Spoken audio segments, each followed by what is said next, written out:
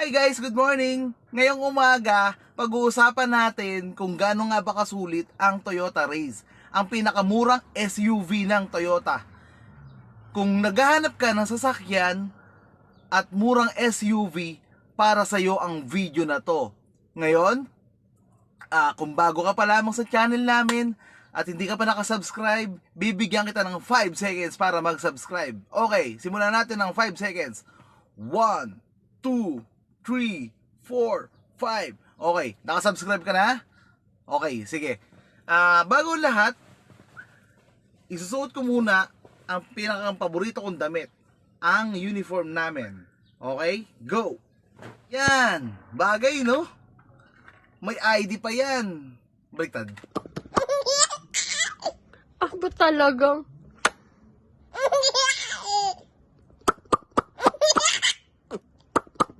May ID pa yan. Okay, tapos samahan na natin ng clean cut na magandang gupit ng Mikos Barbershop. Okay, samahan nyo na ako sa showroom namin guys. Ipapakita ko na sa inyo ang Toyota Raze after ng intro na to.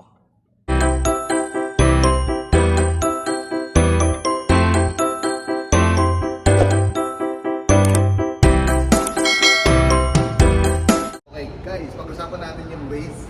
Ito yung bagong kotse ni Toyota. Ito yung sulit na SUV ni Toyota. Okay? Yung sa gulong niya, simulan natin sa gulong. 17-inch yung mugs niya. Then, ang suspension niya, front suspension niya is back person strut. Then, yun nga, naka-turbo na siya. Yan. Sa variant na to, tatlo yung kulay na meron siya. Meron yellow, na black yung roof. Then merong wiper na black din yung roof, and blue na turquoise yung color. Okay? Tingnan naman natin yung engine.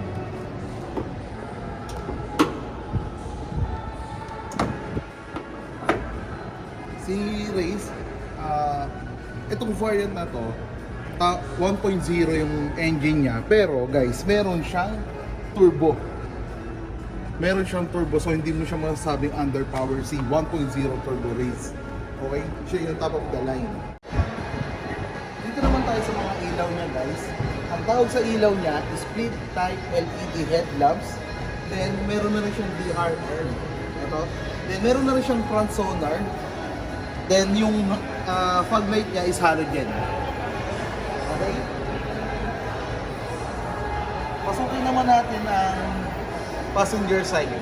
Saan madalas umuupo si Mrs. Siyempre, siya yung magkocontrol ng mga panel, like sa radio, yan. Check niya rin kung may lagayan siya ng drinks, pag umorder siya sa McDo, yun. Then, meron tayong airbags guys dito sa side, dito sa Toyota Raze. Meron tayong 7 airbags, isa dito, isa sa passenger side, then isa sa knee, dalawa sa curtain, and dalawa sa side. Okay? So yun nga guys, tingnan nyo yung design ng upuan ni Toyota Raze. Parang heart.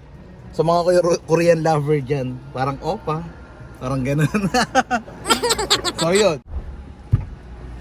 Dito naman tayo sa rear right profile ni Toyota Raze. Dito natin malalaman yung upuan, kung gaano kaluwag, para sa mga pasahero natin sa likod. Okay? Tingnan nyo naman guys yung legroom. Sobrang luwag ni Toyota Raze. Meron din siyang pocket dito para kung sakali magtatago ng surprise sa mga hubby o asawa nyo dito. Dito nyo lang ilalagay. Okay? Then, kung gusto nyo na halimbawa may mga ikakarga kayo na dahil dalawa lang naman kayo nakaupo sa harap at may ikakarga kayo sa likod, pwede nating i-fold ito. Yan. So, mas maluwag na ganoon din sa sa kabila. Yan. Ganyan yung magiging hitsura ng rear niya. Tapos, mamaya discuss natin tong trunk sa likod. Okay? So, yun nga guys, ito yung trunk niya. Then yung mugs niya, yan. Then, ito yung tonneau cover niya. Ito yung pang-cover natin para sa mga gamit natin, para hindi na makita yung gulo ng trunk if ever. Ako kasi magulo sa trunk eh. Ngayon, pwede natin siyang i-remove. Yan. Para kung may malaking bagahe, kasya dito. Okay? Pwede siyang ma-fold. Yun. Dito naman tayo sa likod. Ito, may logo siya ng Raze. Yan. Then meron rear sensor and backup camera. Yung ilaw niya, rear combination ng LED. Yung tawag sa kanya. Okay? Okay naman natin yung pinakang mahalaga sa lahat, yung driver side. Siyempre, dito sa driver side, sorry, nabubulol na ako. Meron tayong mga mode dito. Dito sa steering wheel natin, may mode yan para sa kung ano yung gusto mo, kung Bluetooth, FM, or Apple CarPlay, yon.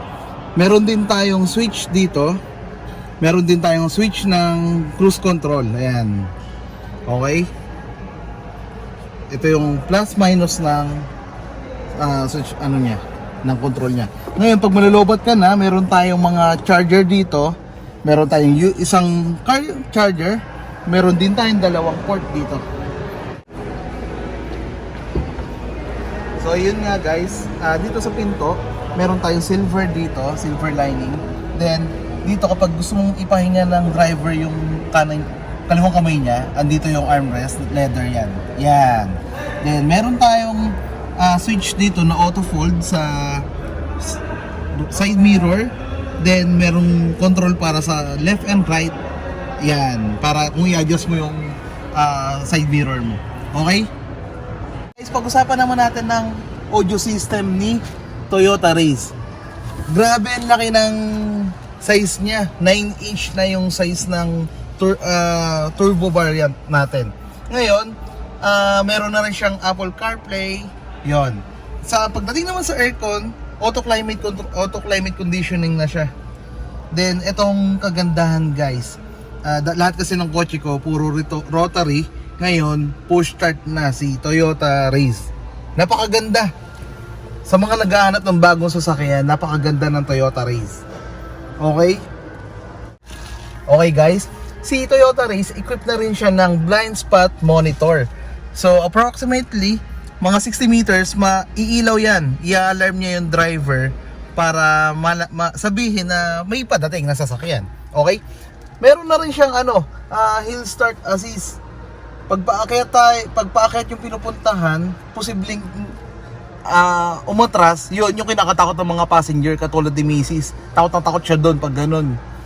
Nababatukan pa nga ako eh. Ngayon, meron na rin siyang anti-lock braking system na tumutulong para sa emergency brake. Okay? Brake. Okay. Okay guys, meron na rin ditong tray na pwede mong lagayan ng surprise mo kay Mrs. Yan, maximum niya 2 kilos eh. Ako kasi madalas ako mag-surprise sa kotse ng mga kung ano-ano, ng mga regalo ko sa kanya. So yun nga. Meron na rin tayo dito na sensor. Dito makikita yung mga hindi naka-seatbelt tuloy. Okay? Meron na rin tayong vanity mirror. Yan. Si Mrs. din, yung sa side din ni Mrs. meron na rin ganyan. Para kung sakaling sumakay siya nang hindi pa nagme-makeup, pwede niyan tingnan yan. Pwede niyan na lang siya manalamin. Okay guys? Pag start, tapak brake lang. Then, ayan na oh.